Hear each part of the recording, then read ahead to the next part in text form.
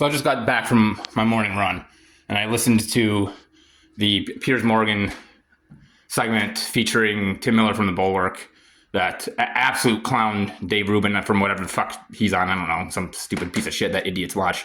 And another idiot Republican, some Brandon guy, I don't know, and a Democratic congressman. They were discussing the leaked Houthi information. And the lengths that the RNP, that's what I've labeled them, the Republican Nationalist Party, because the Republicans are gone, they're dead. Trump killed them, and a new order has taken place. A new party has formed over the last 10 years, and it is the Republican Nationalist Party. They have goals that are in line with like Project 2025, which is clearly Christian nationalist. Their brand of patriotism is just not, it's just fascism. It's Nazi fascism.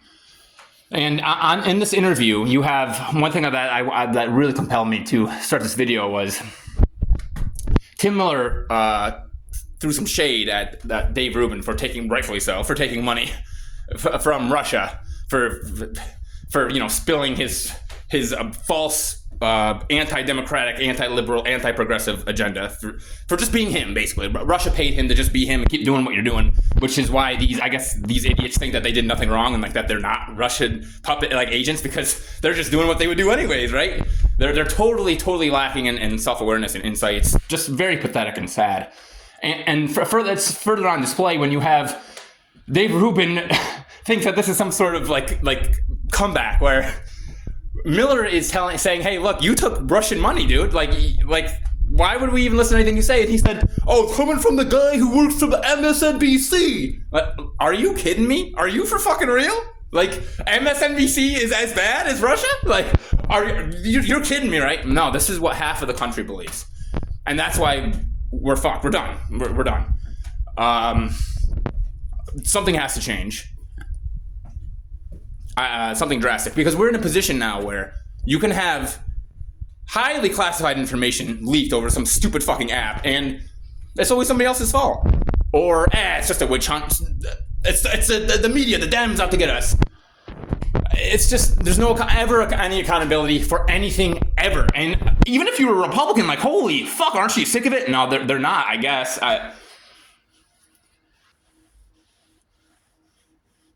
To compare MSNBC to Russia is, I don't know. I don't know what to tell you. And it got me thinking.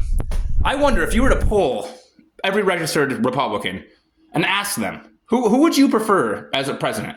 Would you prefer Joseph Biden, or would you prefer Vladimir Putin? And I'm serious when I say this, and this is being generous. I think 50% of registered Republicans would say that they would want Vladimir Putin as the president of the United States. And this is generous. 25% would say, I don't know, I can't make up my mind. And now the 25% would say Biden. And that's, like I said, that's generous. It could be more than that. I don't know. That's where we're at. That's where we're at. And this whole thing was just a distraction, which is what Trump is pretty good at. Even whether he's trying to be or not, I don't fucking know with this stupid fucking weave. Who knows how much of it is intentional. But this is distracting from the point that they have no defense against, because they're trying to sit here and say, oh, it's not confidential. It's not confidential information. Well, of course it is. Of course it is. And even if it wasn't, you still have, in this situation, some journalist accidentally being added to this fucking feed, to this group. If you don't think that that's an issue, I don't know what to tell you. I don't know what to tell you. And they're not even talking about that. They're just talking about whether the information is confidential and, oh, was the strike successful? It was a successful strike. Like that fucking bear has any relevance to the situation at all. It's totally irrelevant. But these jackasses don't have 2 IQ points to rub together. So, I don't know.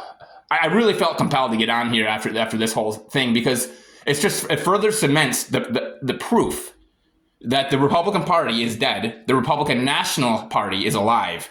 And at the head is King Don. And they are totally in lockstep, and they're fine with it. They're okay with it. Because in their eyes, the Democrats did it first and they did it worse. So we have no choice but to to succumb to our dictator, to put the Dems in their place or something. I really don't know. I have no clue. But I'm pretty mad because the Democrats don't do jack shit. And there's nothing. I'm watching my country like literally like morph before my eyes. I'm 34 years old. I got into politics when I was about like 10 because 2000 was kind of a big deal with Bush and Gore. And my dad was pretty into politics. I've been following this shit for a long time. This is some crazy shit we're in right now. This is, and the difference between a time like this and the Civil War is that you had like a natural geographic line that was drawn where you could just fight this out and like we could just get over it. Like two friends who were in an argument, like, you know, Japanese anime style. They just duke it out and they're like, oh fuck, okay, we're good now. We can't do that. How do we do that here? We can't. This is how the American experiment ends, unless something changes, and that's why I'm making this video. What else? I don't know what else to do. So, just keep on. I don't know. I'm progressive. That's what I want. Progress. That's what I want to move forward, not backwards. I want people to be able to live their lives the way they want to, and as long as it doesn't infringe on any laws or hurt anybody, then I honestly, it doesn't matter how I feel about it. You should be allowed to do that. I may disagree with it, but you should be allowed to do that. That's what America should be. That's what progressivism is.